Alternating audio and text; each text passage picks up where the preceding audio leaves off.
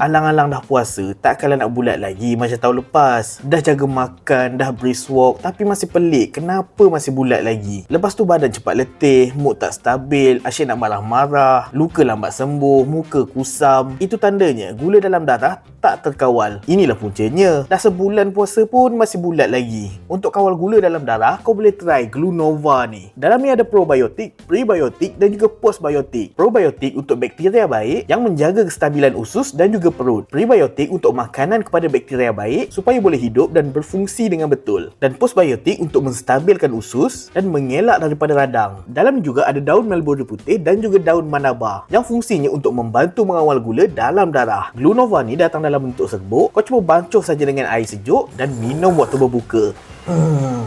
Sangat menyegarkan. Kalau kau ada masalah yang aku cakapkan tadi, kau boleh try Glunova ni. Sekarang ni pun harga tengah ada promo. Kalau ambil 3, lebih berbaloi. Nak dapatkan? Tekan link dekat bawah.